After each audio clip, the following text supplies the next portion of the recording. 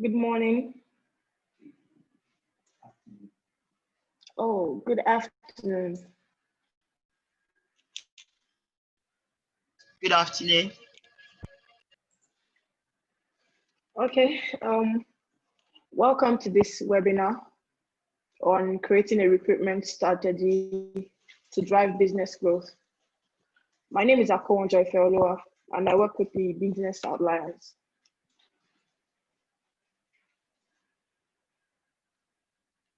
The Business Outliers is a business development service provider, and we provide the following services: training and recruitment, enterprise software and solutions, strategy and growth consulting.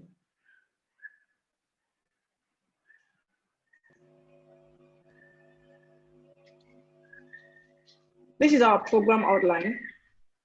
Please, can everyone see the program outline? Okay, great.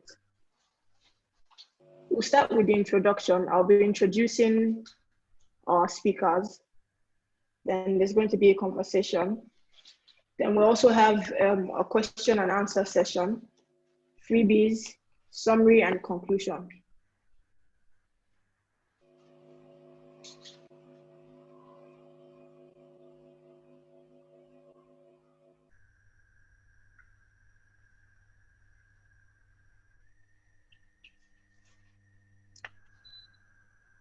Driving business growth through recruitment.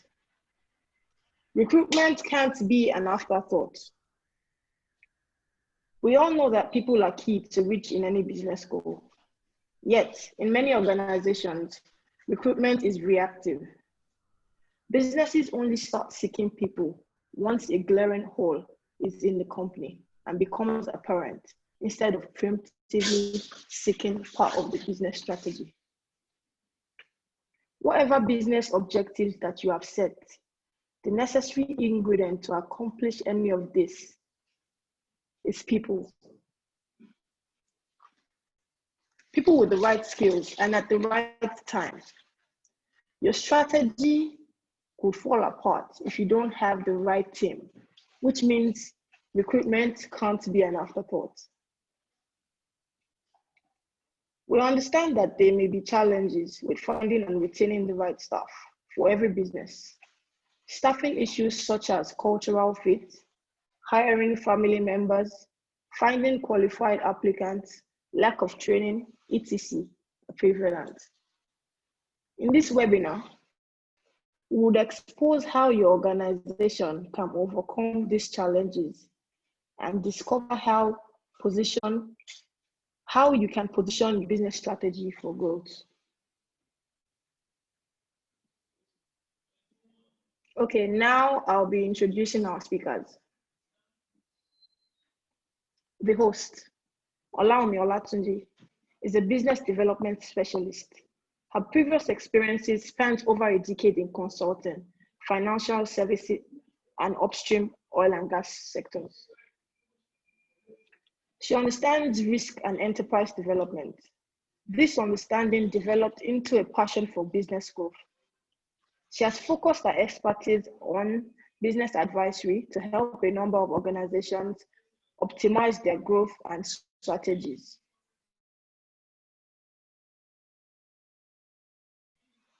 She has worked with firms via African Entrepreneurship Awards, trained SMEs planning and business development consulting for firms in oil and gas, energy sectors such as DigiConnect Nigeria Limited, Primajos Limited.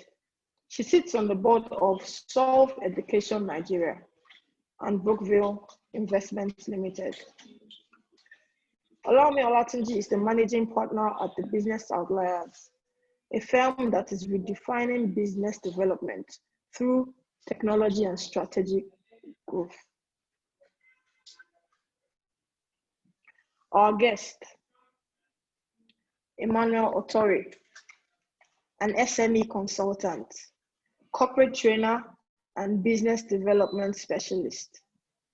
He has helped 100 businesses in the areas of finance, sales and marketing, operations, human resources, and management.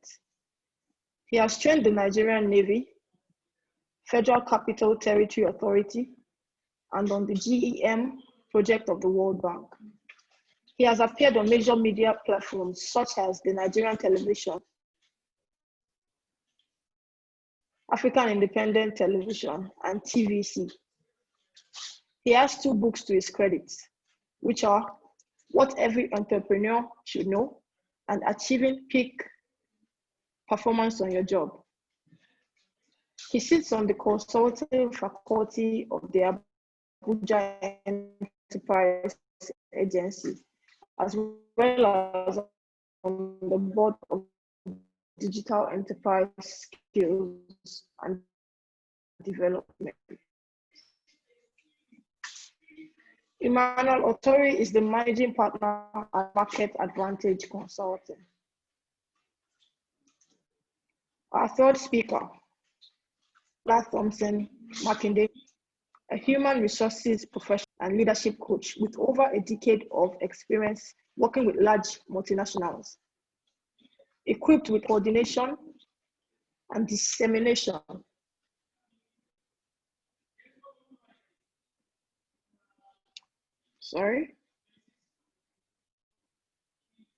She is a published author.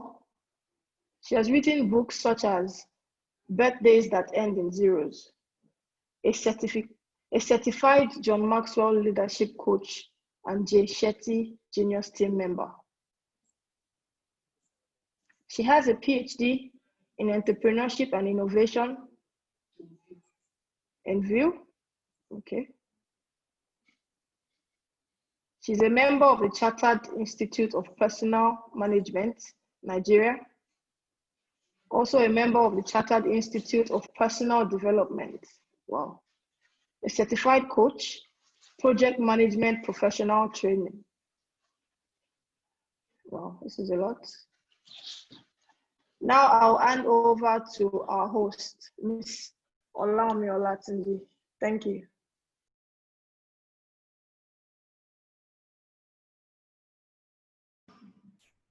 Okay. Hello, everybody. So thank you very much. I'm so happy to be hosting this program. I'm thankful to the guests. Lola, thank you very much for coming on board. Emmanuel, I'm excited to have you here. So thank you so much for being here. So without further ado, I mean, if Olu has done justice to reading out the profiles of everybody, so we just go straight into the question and answer section, which is going to drive the conversation at the end of the day. So we all know that human resources, there are a lot of challenges that SM is facing, finding the right kind of people to work with them, finding the cultural fit even for the staff that they empower or they employ. And we know that at the end of the day, who you work, because people do not, businesses are not just built, it's the people that you employ, the people that work with you that help you build the brand, the business that you want to build. So that has a very important, it has a very important part to play in the overall business growth structure that you're going to have. And that's why we decided to put together this topic, and we brought these wonderful speakers to you to help you have a clearer understanding of how you can find the right kind of human resource strategy that will end up driving the growth of your business. So the approach we're going to have today is a Q&A session where I'll be asking both Lola and Emmanuel a couple of questions, and then I'll also have some input. And at the end of the day, we'll just have general conversations. We'll have a question and answer, and then we'll call it a wrap. We really hope and we plan to finish this before 1 o'clock. So in like 45 minutes, we should be done. So the first question I would take is, and I'll address this directly to Lola, is that, so we know that there are a lot of challenges, right? So how do you think SMEs can handle these challenges that has to do with hiring, being a human, an HR person with all your experience in that field? So just tell us, how do you think SMEs can handle or tackle those challenges that has to do with hiring?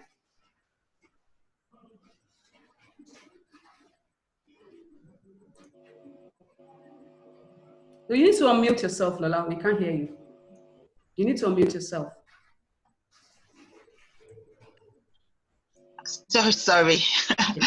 I said, thank you very much for the opportunity, and also thank you for the question.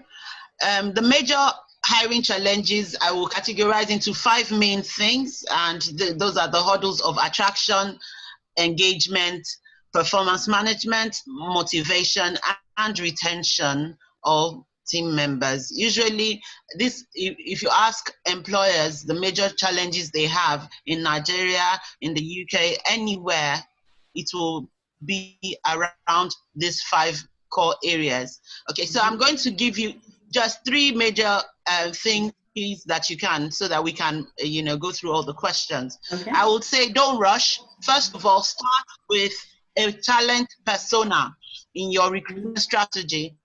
If you are an SME, create a talent persona. The way you will create a customer persona, be deliberate, be intentional about how you recruit. That means that you should make sure that you create a fictional character. You say Mrs. ABC, Mr. ACE are the kind of people I want to see in my organization. Therefore, these people are, it is not just about giving a clear job description, because most times people use a generic job description, which might not be bespoke, which might not be what your organization actually needs. So what you need to do is identify the exact kind of person you need, the age range, the work ethic, all the things that are pain points in the role. Identify those things, create a talent persona, and there are several templates. If you go online, you probably find a template, and then you can put that which will suit your business. And then you're deliberate and intentional about the kind of people who will come, and they will not only be a culture fit, because it's not always that you're looking for a culture fit. Sometimes you're looking for a culture add, because a culture add sometimes comes into an environment where almost all the other team members have plateaued, they're no longer being motivated, and you want to now increase and improve that work environment, so that there's no more, it's no longer murky. You bring someone that has fresh eyes, fresh ideas, fresh perspective, and then you're able to actually run with that person. Also, you can consider hiring straight from the colleges. Go to the schools, go to the institutes of learning.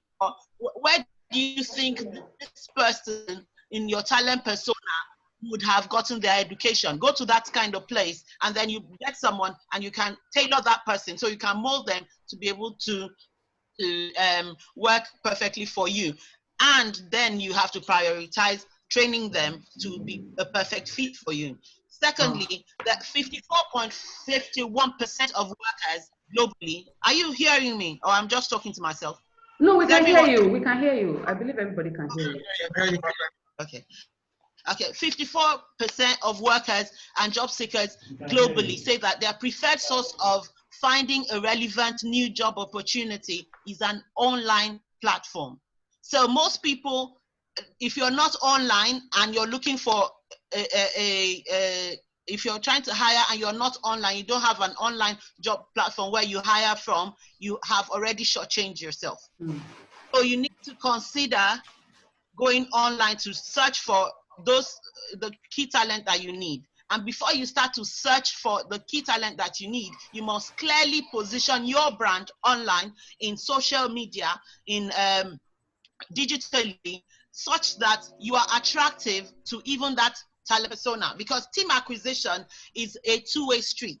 You're recruiting someone, you should also be selling yourself. If you can only attract that kind of person if they are attracted to you.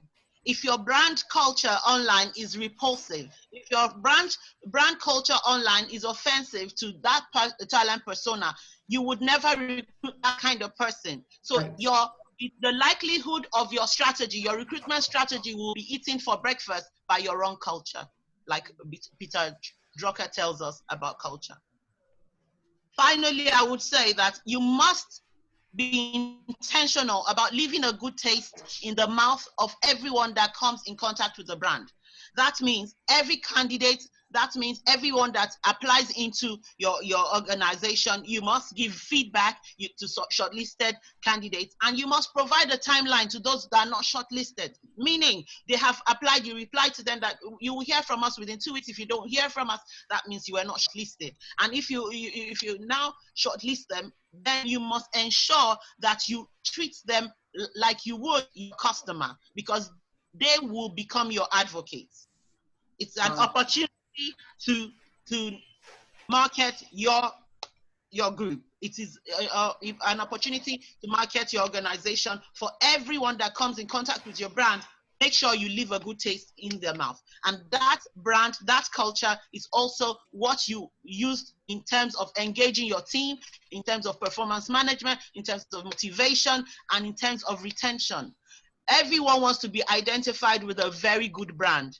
So you have your internal customers who are your team, and your external customers. The way you sell to them is the way you should sell to your team. And that way you're able to retain your staff, you're able to attract the right talent, you're able to engage them, you'll be able to manage them properly, motivate them, and retain them. Wow. Wow.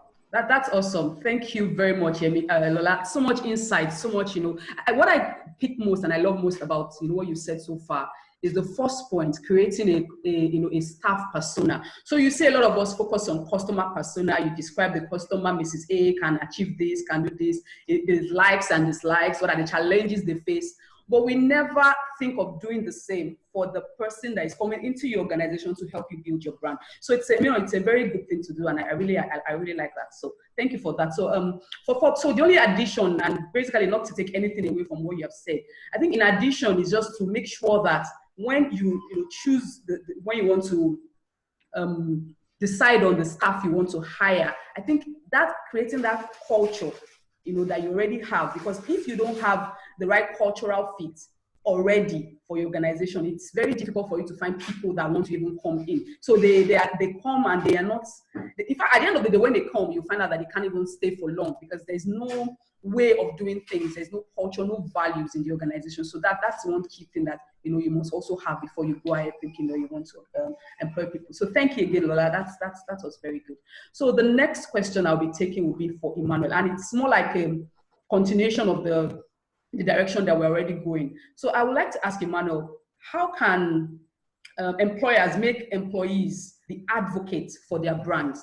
Because we know that employees are the advocate that will help you drive brand loyalty. Because, so imagine if you have a supermarket and you put a young girl there and she's attending to people. Now, if the staff changes the price of your product, say you are selling a mouse and it's supposed to be 5,000, and the person adds 1,000 to it and says 6,000, people will feel, that lack of integrity is very important. But what can, so it's a big problem, so how can employers ensure that the employees that they employ, they have that brand loyalty and they're able to portray the good brand to the customers? I don't know if I'm clear on the question. Thank you for having me today. I am grateful for putting this platform together so that both recruiters and employees can actually get to learn a lot. Sorry, can you hear me? Absolutely, we can hear you, Emmanuel. Okay, fine then. I actually think that one of the major challenges that SMEs face is negligence. And in one of the areas they play a major negligence is when it comes to onboarding. People tend to think that employees should already have experience that they're coming with from a different workplace.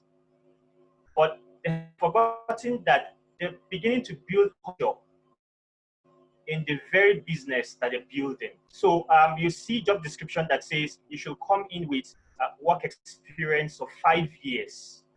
Now, regardless of the fact that this person has 5 years experience, do they understand how your company operates? And it's called the culture, like our first speaker already mentioned. It's called the culture. Every company has a culture, and onboarding is very important. People expect that after the interview, there is no need to conduct onboarding, and the person is not expected to mark or tick any parameters. The person only understands the basic things, like come to work, we resume work by 8 a.m., we close by 5 p.m. You can take a break between 1 and 2 p.m. Your break will be from 1 to 2 p.m. or from 12 to 1 p.m. And these are just the basic things you tell your staff. You don't tell them how you operate in this environment. Is there, if someone performs well, is there going to be promotion? If someone is sick, what happens to the person? Most SMEs do not have what we call a HR handbook. It's inside the HR handbook that you have everything that describes what the organization stands for. And it's only when someone comes late, you deduct the person's salary, and the person says, I only came late once now because there hasn't been proper record. You deduct 2,500 naira from someone who is earning about 50,000 naira, and the person gets angry. And then the person begins to resent because he hasn't been told before. If he has been told before, if you come late the first time, there are no punitive measures. If you come late the second time, no punitive measures. But if you come late the third time at 15 minutes after 8, we will deduct so amount, or we will query you, or we will give you additional tasks. Now, these are issues that happen. When I interface with the owners of MSMEs, I have seen a staff that complained to me. The staff said, yes, I came late. We're supposed to resume by 8 a.m., but I resumed by 8:30, meaning that 30 minutes wasted. Now, this same staff told me that they don't go to work on Saturday, but he went to work on Saturday, went to work by 8 a.m. and closed by 12 noon. And then you still direct some punitive measures to the staff. Now, this is a question the person was asking me. If I miss 30 minutes and I replace it with 4 hours on a Saturday, shouldn't that be like a kind of replacement? And I said, of course it should be. And you will see that these things actually happen. But the owners of MSMEs will say no, but Saturday is not a working day. Even if it's not a working day, the fact that the person has replaced with 4 hours useful time, come to work and done some work, I think it's important that we pay attention to the behavior of our staff. I also want to mention one of the things that kills SMEs, owners of SMEs. I have seen many owners of SMEs do not want to get into litigation. They don't want court issues. So most owners of SMEs do not give their staff employment letter. And I've seen this happen many times. And I asked one of them one day, a particular ICT firm I was consulting for, why don't you give the person has more than 10 staff and none of them have an employment letter. And he opened up to me because he doesn't want litigation, because there are several radio stations around the country today that will go on air and take your issue with some lawyers and fight for you. That he doesn't want such issue. We have a particular radio station in Abuja that's called Human Rights Radio. So this Human Rights Radio, whenever an employee misbehaves, you can easily take them on this radio station, and then it's like a live show. They will invite the employer and then the employee, and both of them will talk about what happens. And because most employers do not want to be accountable, they don't give employment letters. And I think lack of accountability is not a good reputation management.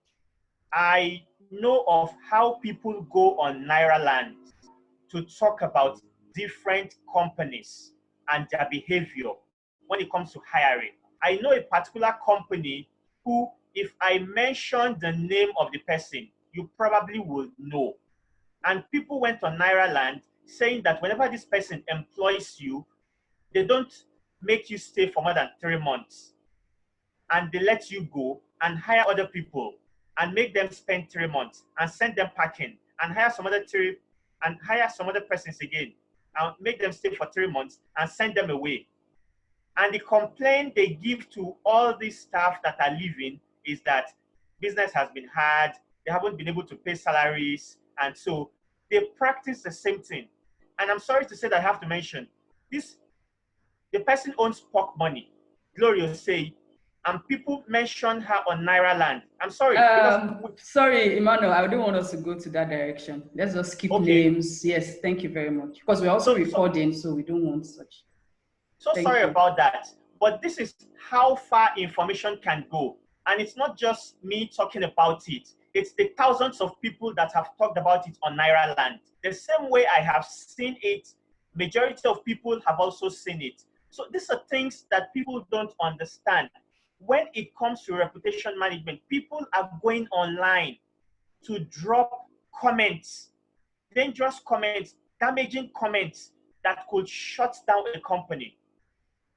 And I think that at some point in time, employers think people don't care, but people do care, because if you're hiring, the people you're hiring will go online to make their research. And then if they get something that doesn't align with them, even if you invite them for interviews, they won't go.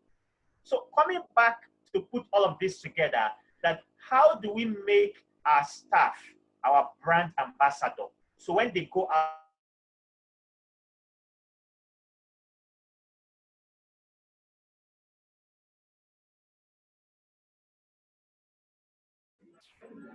Are you still there? Okay. Something wrong. I can't hear him anymore. Oh, Lola, can you still hear me? Yes, I can hear you. Okay, I great. can hear you Okay. perfectly. I think it's It is. internet or Oh something. yes. Okay. So I think he dropped. I'm sure he will come back to the meeting. But what I will just do is to reiterate a lot of things that I said. And Emmanuel has said a lot of very key and important things. If there's no documentation, if people don't know why they are here, it makes it. I mean, look at the scenario that he identified, where you don't tell someone how much he's going to earn. You don't give someone an employment letter, and then the person comes on board, and then there are no rules, no handbook. Then you dock your pay for coming late. And it brings toxicity into the environment, and people start having resentment towards their workplace. And it's really something people should look at. Documentation is like an agreement. You have to have an agreement with, because we need to look at employment just like you look at a contract. In fact, I look at, if you're working in an organization, you are a service provider. So with that mindset, employers should also have that mindset. I'm employing these people to provide a service for my firm. So there has to be something written down that I can hold my employer and say, sir, this is what my employment letter says. I'm supposed to close at this time. I'm supposed to earn this amount. But not having that, and I think it's also a word to go out to people seeking jobs, because a lot of times when you are desperate, you've been out of job for so long, you begin to take what you shouldn't take, or maybe also lack of experience. You just wake up and resume at an office without knowing why you are here and what should be binding and what should not be binding. And those kind of things sends toxicity into the firm. It sends, some people are not even proud to say where they work. So it's really key. Lola, do you have anything to add to that while we're still waiting for? I really want Emmanuel to come back in to wrap up, because it was really making a lot of sense. If there's anything I want to say, and this is to SMEs, to Nigerians, the good thing about the world that we are in today is that it's a global world, and globalization is going to take away that stuff that you're going to maltreat. There's no reason in the world why someone should be working for you without agreed terms. hello? It is statutory. Hi, Emmanuel, are you back? Okay, I think he's back. But you just go ahead. Okay. Thank you. It is important. It is statutory. That means it is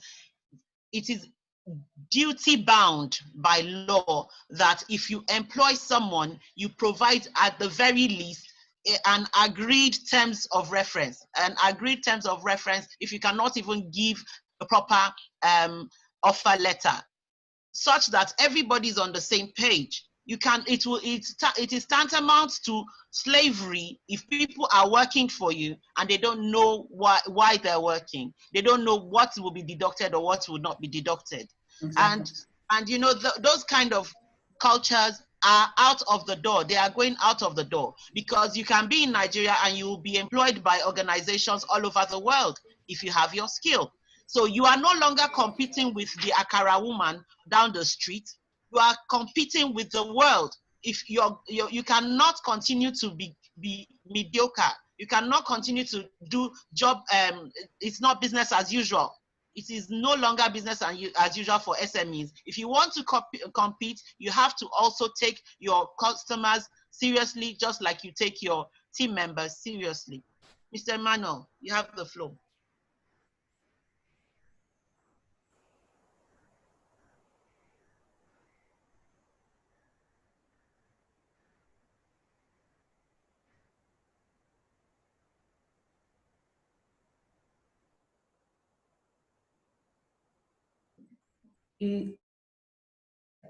Hello, Emmanuel. I know you're back in the meeting. Can you continue? You know, you're about to wrap up on some very important things that you discussed. So it would be nice if you can just complete the chain of thought.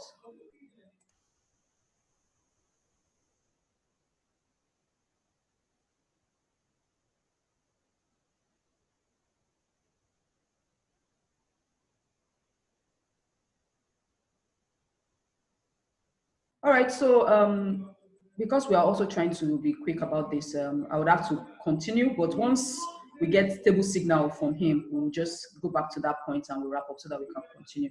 The next question, of course, Lola, I would have to ask you would be about, and you know, about tying your vision, your mission. You know, we've talked a lot about organizational culture in this point, and I think it's very key if SMEs, and I think it's one of the things they say, how to put structures in your business. A lot of people, in fact, was one program that I run, and I titled it, How to Go from Chief Everything Officer to Chief Operating Officer. I mean, that is CEO, from CEO to CEO. So it's very key for people to understand how to, because it's easy for you to run your firm, maybe a bus company, you own a chain of buses and you just employ your drivers and they do, but there has to be a part of you that has that structure. So who is the chief operating officer? If you are not there today, you know, how will the business run? So can you go on vacation for, say, 30 days? Can you just decide not to come to work, or would everything collapse because you are not there? So that goes, inside the culture, the structure of the organization. And we're tying this together, the recruitment strategy and the business growth. If you don't have those structures in place, everything scatters. It's like a pack of cards, and you just pull out one, and there's a lot of problems. So for me, one of the key things that I know businesses must begin with is, you have to know where you're going. What is your vision? What do you want to achieve? Why are you even here? Why did you start the bus company? Why did you start the furniture company in the first place? Was it just to make money? Or you have a very big impact that you wanted to share? Do you want to impact the world? Do you want to help people? What problem are you solving? So if you have that clear vision and you're able to share that with the people that you're working with, like the oil that flows from the head down to every part of the body. So that vision has to flow in your organization.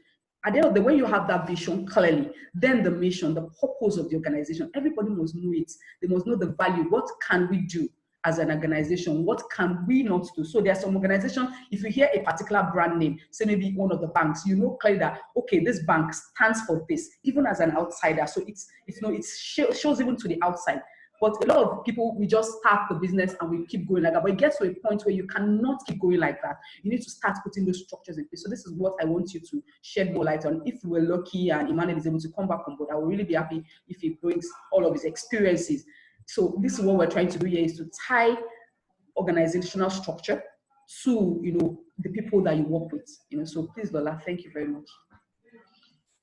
Thank you again.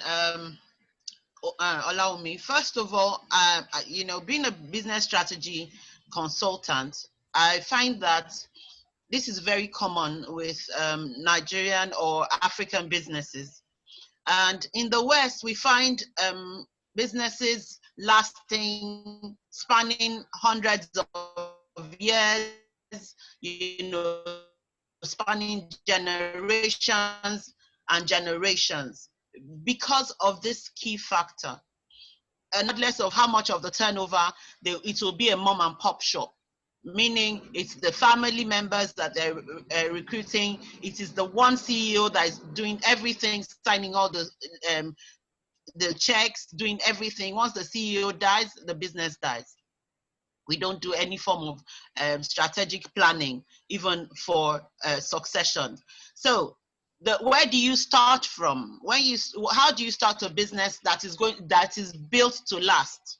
If you are going to build a business to last, you must start with your why, and that's the purpose. Why is this business existing? Why do we exist at all? What is the solution we have brought? And if you know your why, then your vision is what aligns you with your goal. Because your why is your end goal, the result. So what? So business outliers exist. So what? Then your vision is what tells you, okay, this is where we're going. It aligns you with your goal. So when you're recruiting people, you see, does this person add to my culture, or does it take away? Does the person fit in? Does the person align with my vision? And then when you know where you are going, then you can know you are empowered by your mission with how.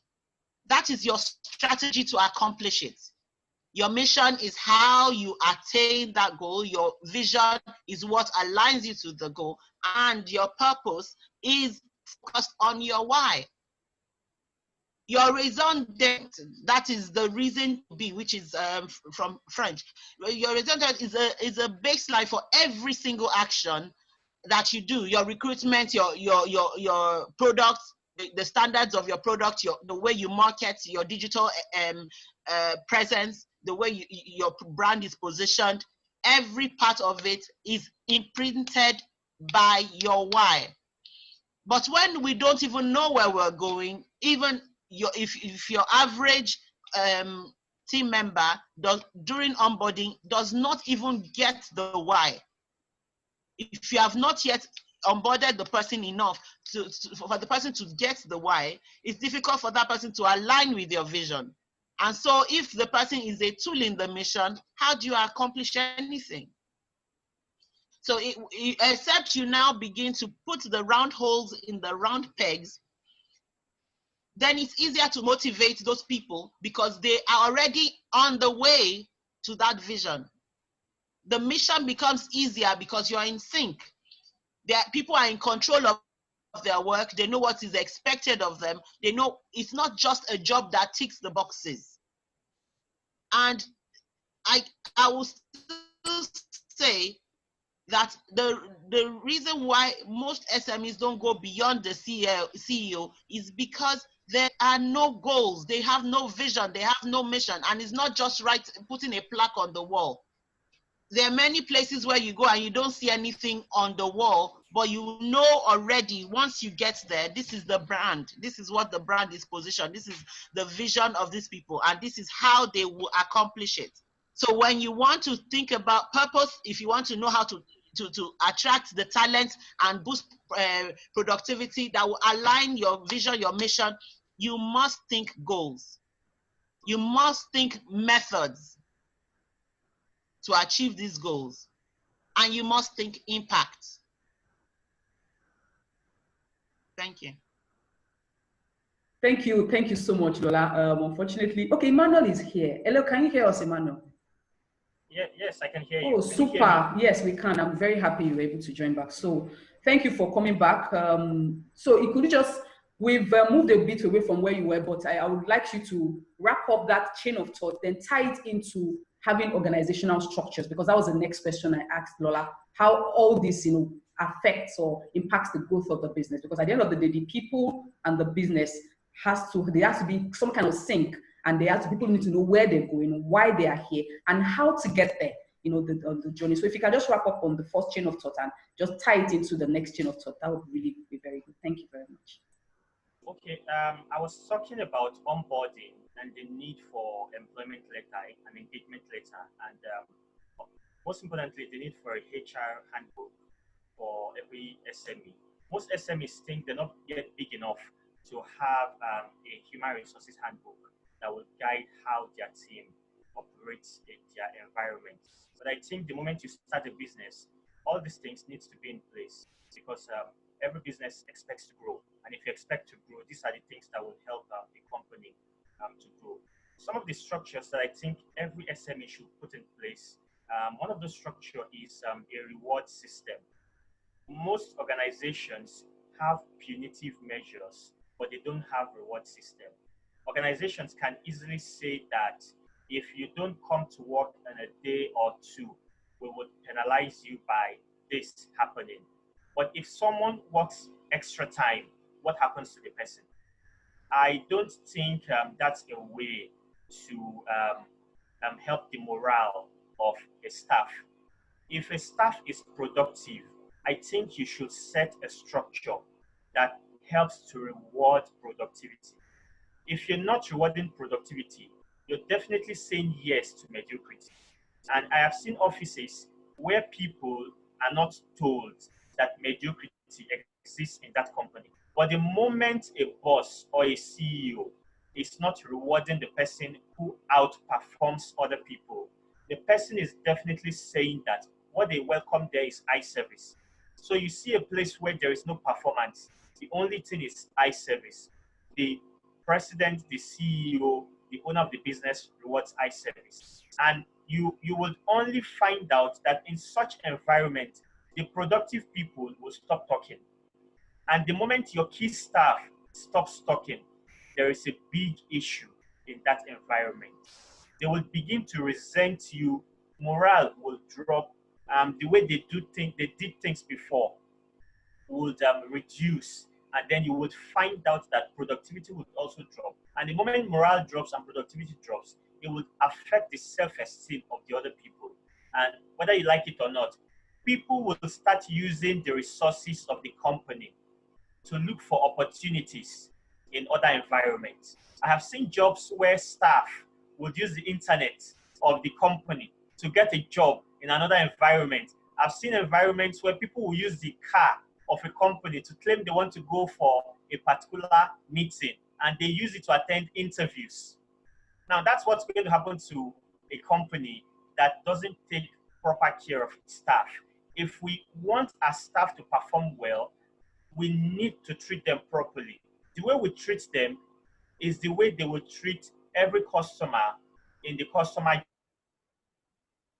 journey. Because you can call a company and then the tone that the front desk person uses to answer you would make you understand whether it's a company you want to work with or not. So it's really very important that we pay attention to how our staff behave. I've seen people say, drop your emotions at home. Now, we understand that whatever is happening to any individual from home and they bring to their place of work should be minimized. But people cannot totally drop their emotions.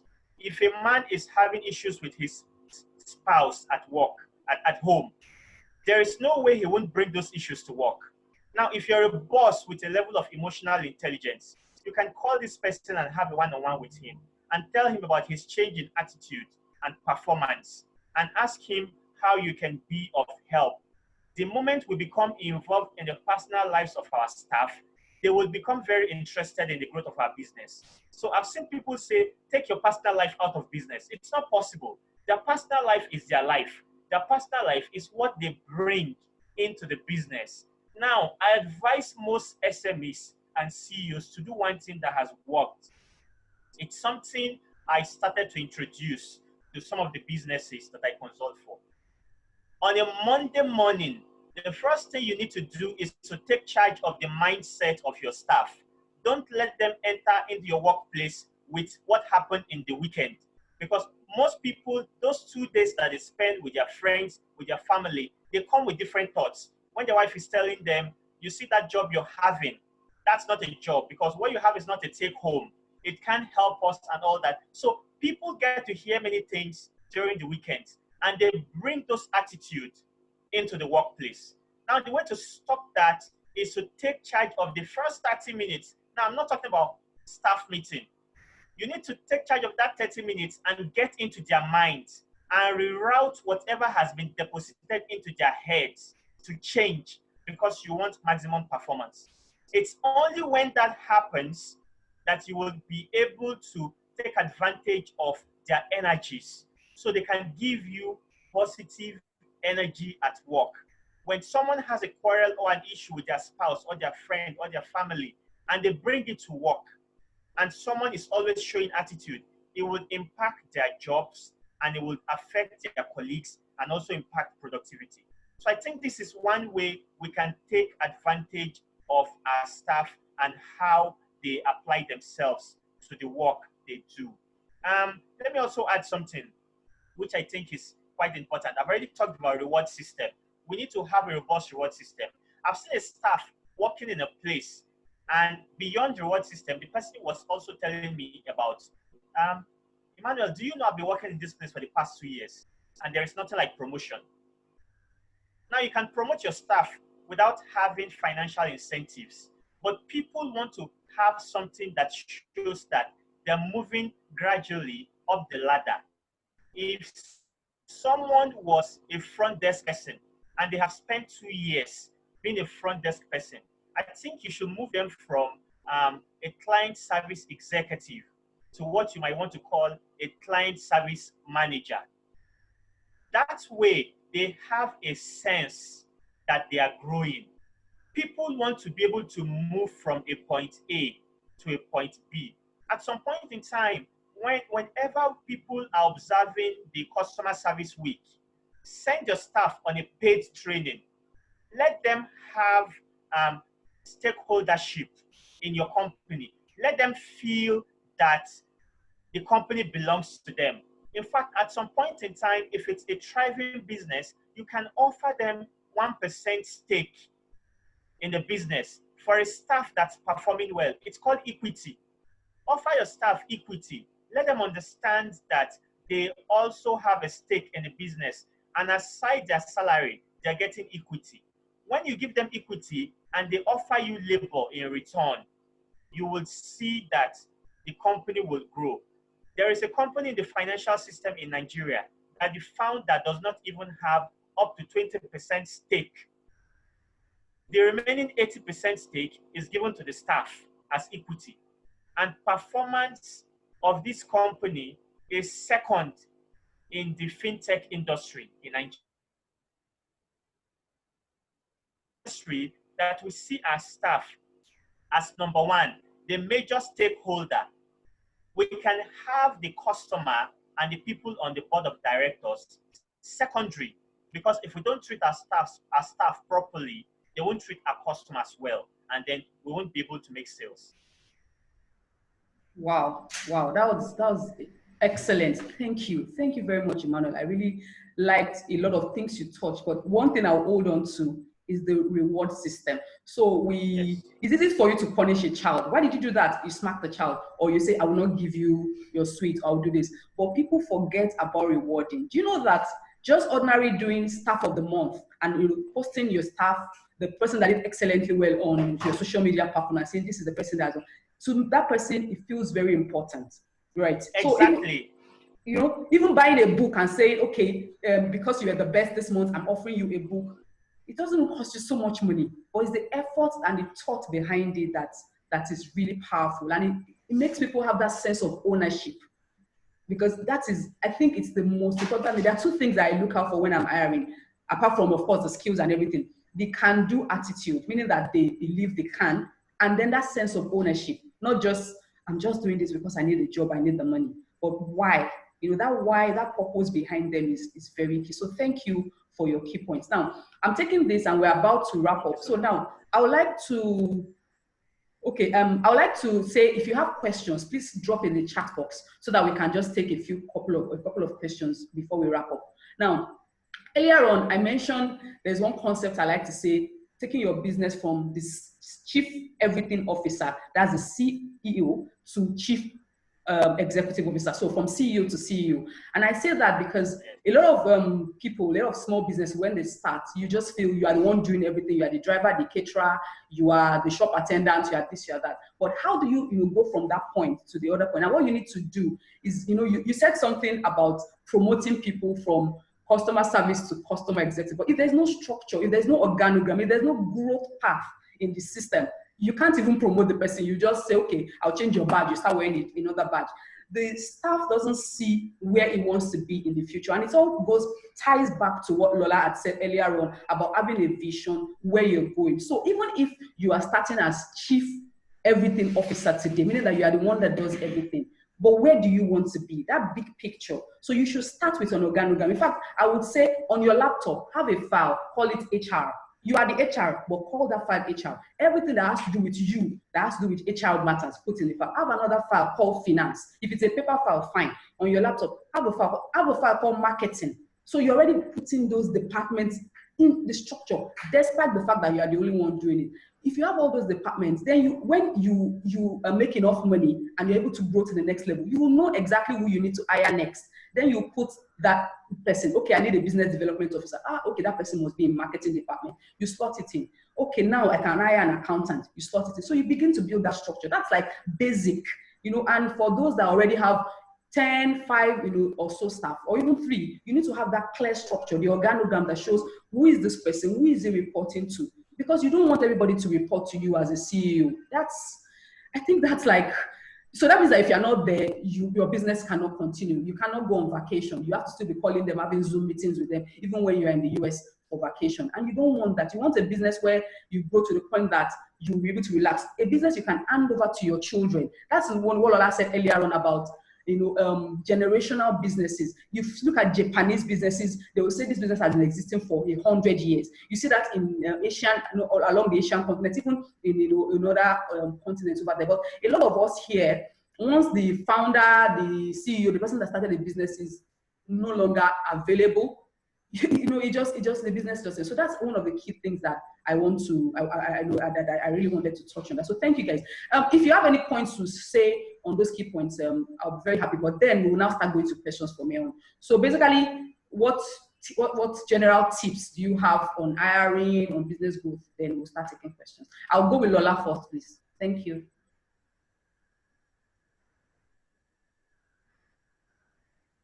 Thank you very much. There are some questions in the chat room. Have you seen that? Seen that as a questions.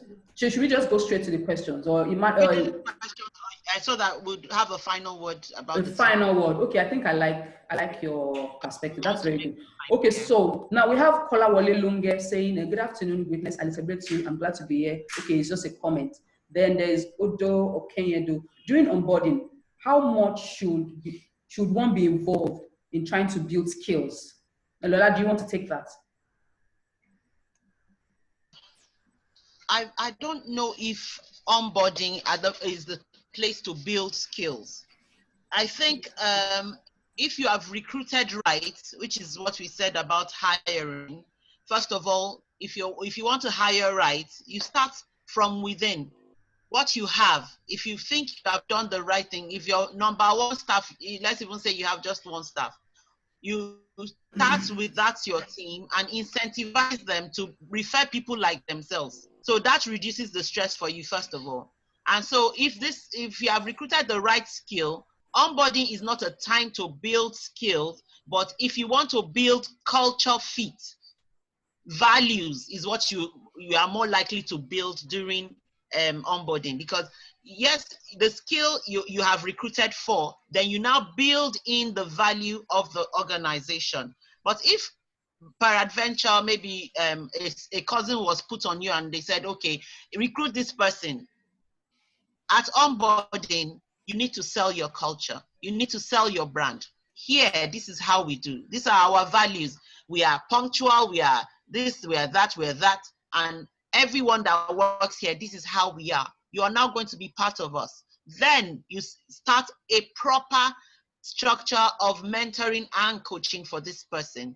If you have someone on board that is already displaying these values, then you can attach them and say, okay, we know that you're new here. So for the next 2 weeks, how about you understudy this person? Because we're trying to help you understand our values, why we always are on time.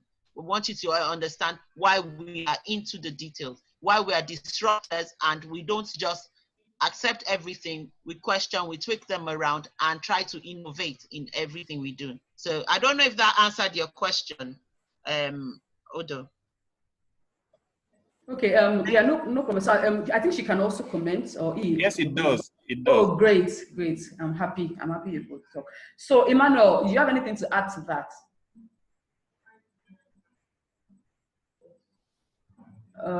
You are muted, Emmanuel. You need to unmute so that you can. Okay, I think majority of business owners do not take advantage of what's called succession planning. Succession planning in the sense that when you hire, you have to begin to look at that entry professional that has some core values. that has some skills, becoming your manager in future, or becoming that person who you will be able to delegate to handle some important department or task or role or duty in your company. And that has a lot to do with succession planning. But from the point of recruitment, you need to be able to spot these skills. There are people you are hiring, and during the interview, you realize that they are really very good and you want to keep them. I think from hiring, it shouldn't just end at I'm person to work with. It should be what shared future can we have together in this company? And that's how business translates from not just a business relationship, but into interpersonal relationship. And that's one of the things I think is lacking. It's only when you have interpersonal relationship that you can trust the person and commit or delegate into their hands. One of the things I think CEOs should kill is what I call micromanaging. Whenever you delegate things for someone to do, I don't think you have to ask them again. You delegate with a deadline. If I say, hey, Emmanuel, I am giving you a task to make this thing happen, and I'm giving you a 1 week deadline, I don't need to ask the person again if I gave them the job to do on Monday. I expect that by Friday, they get in touch with me and tell me that they have accomplished the task. But then I give an opening to tell them, however, if you encounter any situation, let me know. But I shouldn't be the person going back to tell them on a Tuesday morning, hope you've started working. On a Wednesday morning, how many percent are you on? On a Thursday morning, on a Friday morning, you're barely snuffing the life out of that person. So I think it's very important that CEOs do not engage in micro managing their staff. When we do that, it takes the energy out of the person you have already delegated to. You delegated to this person because you trust their judgment and their capacity to be able to implement whatever task you have given them. And trust comes with time. So you have to give them the time to deliver. When you give them the time to deliver and they do well, you can now appreciate them, but not going back and forth and asking many questions about how they are faring. Now, I also think we should talk about the psychological tendencies of a CEO. I have once worked with a CEO before going to set up, and this CEO used to be a very toxic person.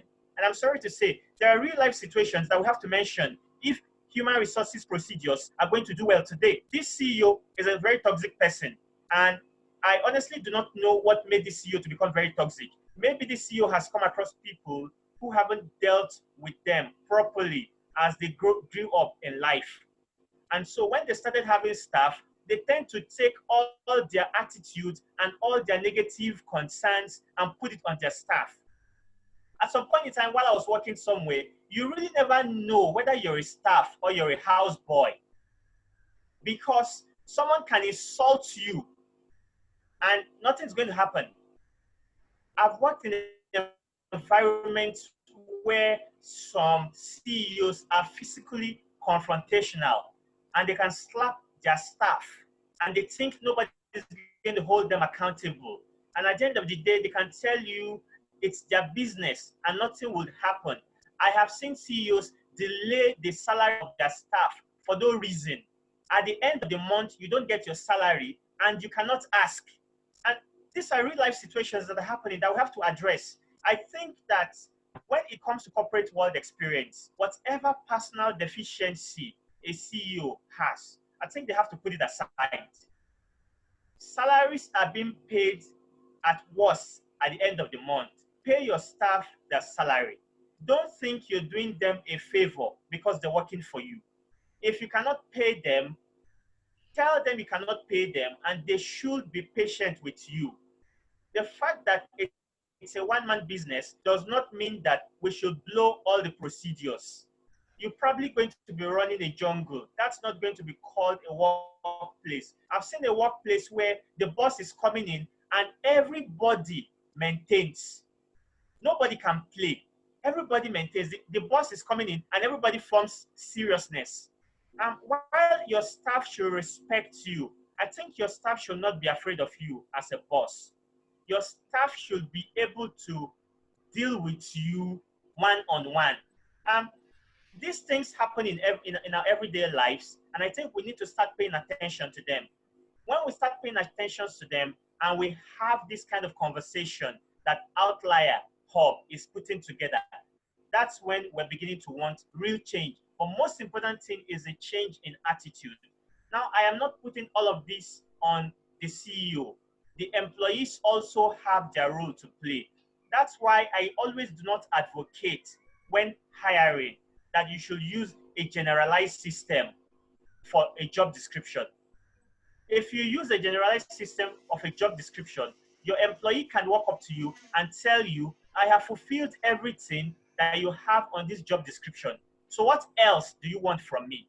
I think when hiring, we should sit down and ask ourselves, this very person I am hiring and bringing into this organization, what do I expect from them? This has nothing with going on the internet. Ask yourself, what do you want them to do? Don't take generalized job descriptions and give it to them, and at the end of the day, you say they're not doing anything because you did not have a guide of what's expected of them. There are no expectations, no results. But when you give a guide and when you do a quarterly appraisal of what has happened, then your staff will get serious. When they know that there will be a quarterly appraisal, in fact, it could be a monthly appraisal. One of the systems that I have helped some SMEs put in place is that there must be a weekly report. A weekly report will make you understand what your staff has been doing from Monday to Friday. That way you will know whether your staff has been performing based on the expectations you want, or you need to readjust what they're doing in order to satisfy the vision of the company. Wow. Thank you. That's deep. Thank you so much. Thank you for that. I'm also trying to make us be a little faster. So I will move to the next question from I think. Okay, so Sarah was saying that how do you design? I think it should be how do you determine a candidate's sense of ownership during the recruitment stage. So for me, there are some certain nuances that you will see. You will see somebody has that willingness, it takes things as seriously as for different from others. There's some people that just come for interviews. I was interviewing somebody recently and I said, okay, so what are you doing now? And it's like, nothing. I'm like, what is nothing? You have to be doing something now. I'm not saying you are in a job, but between your last job and now, there has to be something. So the way you even treat your own self will be the way you treat somebody else's job. So for me, there's some certain psychological traits, I'll put it that way, that HR specialists will see even during recruitment, that you can say, no, this person, he doesn't have the right attitude. You'll be able to see that clearly. So I'll move on. So Kolawole says structure and working system is key. Other things from there, okay? We also talk about innovation is everything, fantastic. So delegation with a deadline, nice one. Okay, so I think these are just basically comments. Okay, so there's no other questions. There are more comments, weekly appraisal. So I just wanted to say a bit about, I spoke earlier on about having an organizational structure, having systems and all that, and having a very clear job description. But I like what Emmanuel was just saying now about key performance indicators. How do you measure my performance? So you've given me, you called me, so sometimes it's easier in sales roles, business development. You are measured based on maybe the revenue you bring in. But when it comes to back office, when it comes to operations, customer service, how do you measure people's performance? How do you measure, so there has to be clear, very clear. So if we do weekly report and there's no way to measure what are you measuring? I have to know what I'm measured, what I'm being judged on, so that I work towards it and be able to perform. And then I will know that at the end of the year or at the end of the quarter, I'm working towards a goal as a staff, so that I'll get the best staff of the year, I'll get that reward, I'll get that bonus. There has to be something clear. So I don't know if you have thoughts on that, Lola, and then we'll come back to Emmanuel, then we can wrap up. In terms, I'm talking about KPI and appraisal systems. Yes. Yeah. Actually, specifically, what I tell businesses is you cannot perform if you don't measure. You cannot perform if you don't measure. If you're thinking business growth, you must always have a plan. And from your plan, then you have the objectives and key results for each unit. Each unit, regardless of whether you're quantitative or qualitative, meaning if you're in sales and we can count what you have achieved, or if you're in HR where what it's not quantifiable. So once you have the objective key results for business growth for the entire organization, then each unit has their own objective key results that ties into it. And for each a unit that has an objective key result that actually ties into the organizational business growth plan for that year, then each individual sees how you key into it. How does this person key in? It's by engagement. You cannot just be a unit head, you don't know what the others are doing. So, and I'm going to speak to what Emmanuel said about micromanaging. I'm sorry, but I would have to say it's very, very relative, because you have to micromanage some people, because it depends on the persona and the degree of the person's competencies. Some people, if you do not micromanage them, you will not have results. And I think it was Odo or someone that says, and depending on the business structure, because if you have news, for instance, if he owns a TV station, I think, and you cannot leave it to chance. You cannot leave it to trust and say this person is going to perform. No, you have to have deadlines, and you have to have key results that you're expecting within those deadlines. And so if that is if it is Monday, if it's daily, if it is weekly, if it's monthly, that I don't think is micromanaging. It's important. It's so important to be able to measure. Yes, you can measure return on investment for different units. You can also measure return on effort for the ones that are not quantifiable. So you're measuring your values, you're measuring the key results in terms of values and output. The output, if you can count it, fine. If you can't count it, okay, you're a receptionist, how many phone calls did you receive? If you can count it, yes. If you, how many people, what is the feedback? And like I said, there's no communication without a loop. The communication theory says that the loop of how you encode a message must also be how it is decoded.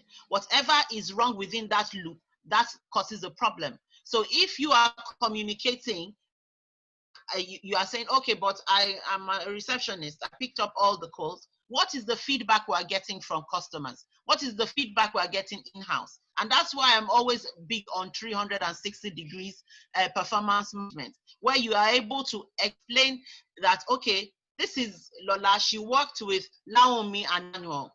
What does Emmanuel say about Lola's work? What does Laomi say about Lola's work? What does an external customer, if I'm a customer facing, say about my work?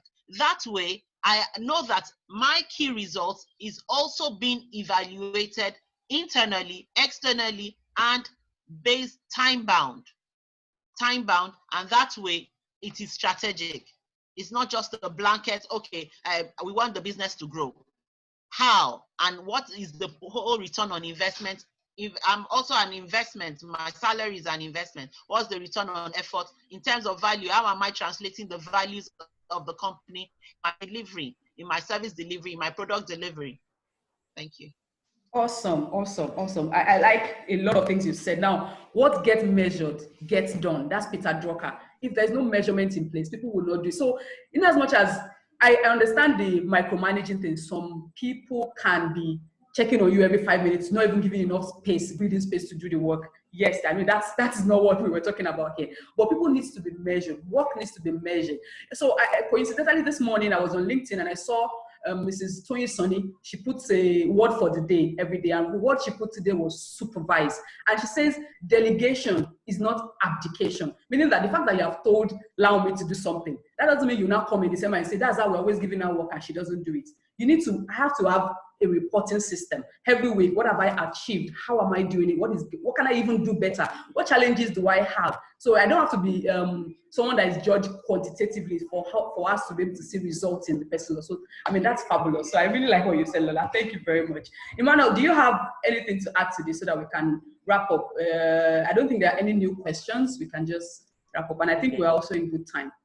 Okay, I'll mention about two things. The two things I want to talk about when it comes to measuring staff performance. And one of the things that I think works time, I believe you must have heard about it. It's called mystery shopping. Mystery shopping or service check in the banking sector, where they send a mystery shopper. It's actually not a customer, but the mystery shopper goes to the place of business like a customer. But mind you, this mystery shopper was hired by the organization. So this mystery shopper goes to the place of business, evaluate how being treated.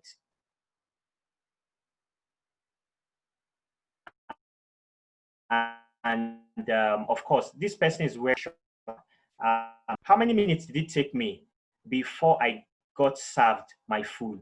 How many minutes did it take me before they took my order? How many minutes did it take them to tell me they have a restroom or a convenience? All this information, the mystery shopper will go back to his front desk and extract them. And a mystery shopper can check about 10 branches of a business, depending on the number that the business is ready to be mystery shopped. So when you check, you now evaluate, and then of course you come up with some percentages of the staff that you have come across. Usually a mystery shopper is supposed to come across all the staff and then evaluate each and every one of them. And that's why staff are actually encouraged to wear their, their ID card, so that when a mystery shopper comes, they can know the face of the person, the face and the name of the person they are capturing. Mystery shopping does a whole lot, and majority of the banks in Nigeria, they use mystery shopping to evaluate their staff performance. Another thing I think we can use to evaluate our staff performance is what I call a Likert scale. I use a Likert scale. The Likert scale is the one that has what has something like strongly agreed, disagreed, and strongly disagreed. So in this situation, that's called a 4-point Likert scale. A 4-point Likert scale, a person that ticks strongly agreed for you, you get a score of 4. A person that ticks agreed for you, get a score of 3. When you get ticked when you get ticked disagreed, you have 2. And then when you get ticked strongly disagreed, you have 1. And so these evaluation forms are usually supposed to be given to a client when they're done with a business activity. And at the end of the day, all the questions that are asked, whatever the client ticks, will be evaluated over a total. And then you eventually know how your staff is performing. Another one I have seen in an online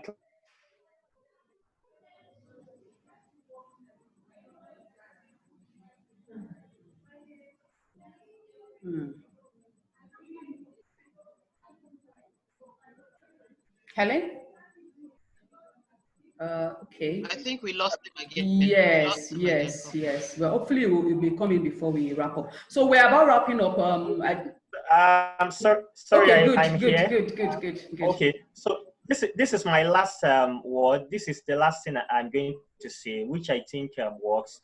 I found out an online course I was taking. It's called a peer-to-peer system of performance, and I think that works all the time. Here is what they do. I evaluate Wumi and Lola and everybody. Lola evaluates everybody, including me. Wumi evaluates everybody. Do you understand how that system works? I evaluate everybody. So that's the 360 degrees Lola said earlier. Yes. So I think that 360 degrees performance rating makes a lot of sense. I think that's the best, because you cannot lie. Because I know other people are going to rate me, so I'll rate them what they actually deserve. I think it's the best. Thank you so much for sharing the 360 degrees rating. Okay, awesome. Thank you so much. So I think we're just about to wrap up. We'll take our final notes and that'll be a wrap. But before we do that, just in case you didn't join at the beginning, our moderator was able to tell us a bit about what we do at the Business Outliers. So we're redefining business development through strategy and technology. So we do training and recruitment services. We also sell some ERP software. That's software for accounting, for project management, and all that. And of course, we do business growth strategy. This is one of the core things that we do at the Business Outliers, just looking for opportunities and ways to help businesses thrive, because you just want to go beyond merely existing as a business owner, but you want to thrive, especially in the situation where we are in times where things are not as easy as it ought to be. Doing business can get tougher and tougher. So you need to position your business to that point where you are looking for the zenith. You're growing rapidly. You are like an outlier. This is exactly what we will present to you. So, but for now, I will not even bother talking about a lot of the other services, but just our recruitment service. So, a lot of people prefer to recruit by themselves, which is fine, especially if you think, but bringing in a recruitment consultant will help you take away all the stress of recruiting. You want to go through creating the job description to the point where you do all the interview, the hiring, and then the expert perspective into looking at the psychology of people. You want that in your recruitment process. So this is one of the reasons people like to use recruitment consultants. So you make things easier so that you, as the business owner, you are able to face what matters. So recruitment consultants, what they do is to take away the heavy lifting from you, such that you can face what matters, which is operations and business development and growing your business generally. So that's what I would just like to say before I allow our speakers to really take the final comments. So this is an opportunity to say thank you again. So Lola, just final comments, Emmanuel, final comments, and then we'll wrap up. Thank you again for the opportunity. And this is my second time with Business Outliers, I think, having been invited. So thank you. As you know, my primary core is human resource management. I live, I dream, I eat human resource management, even though I'm a business strategy executive. But I help businesses actually get back on track, because I do have an MBA, as you know, and I also have a master's in international human resource management. First of all, it is key, like she has done already, advertising her business, the Business Outliers. It is important for us to know that hiring strategy, you need to have a hiring strategy, because it will build your brand. It is the opportunity to build your brand. One of my greatest mentors, as you know, I'm also a John Maxwell coach, leadership coach, lifestyle coach. I have clients and I help people go from where they're confused about what their purpose is to where they are thriving in their field of endeavor. So I take on coaching clients. My contacts are with Business Outliers. You can always find me through along. So one of my greatest mentors, Maya Angelou, she says, I've learned that people will forget what you said, people will forget what you did, but people will never forget how you made them feel. So your hiring strategy has to have that at the back of your mind. So from the point of recruitment, from the point of attraction of talent, as you draw up your talent persona, as you seek to bring them in, to onboard them, to engage them, to manage their performance, to motivate them and to retain them, you must be intentional about how you make people feel, because that is how they will make your customers feel. Thank you. Wow, thank you so much. Emmanuel, if you want, would like you to please give a final comment. Hopefully he's still available.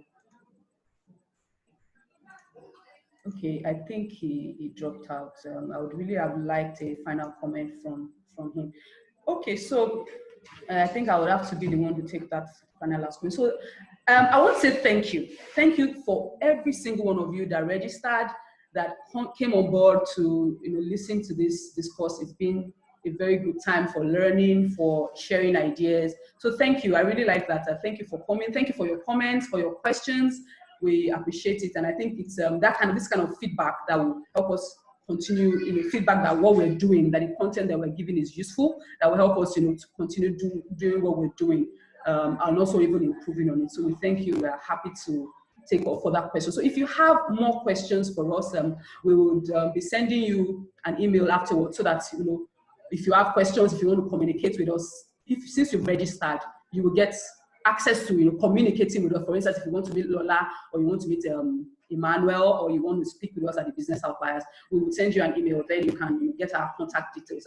I think that's one error we didn't do. We should have displayed our. Okay, I think we should. If can you go back to the last page, so that people can see our contact details if there is any reason. Yeah, so that's it. So we have hello at the Business Outliers, and the phone number is here there if you need to reach out to us. If you want to reach out to any of our speakers, we are all very available to you. So thank you once again, and without further ado, I think we've come to the end of this very good session. Thank you. Thank you very much, everyone. Thank you. Bye-bye. Bye. Bye. Thank you. Thank you. Thank you. It was valuable for my time. Thank you. Thank you, Lola, for allowing us to go. We'll talk about that later. Thank you. Okay, I'm really happy. We thank you for the Bye, feedback. Lola. Thank you. Bye. It was great time. Bye, Lola. Okay, Bye-bye. thank you. Bye-bye.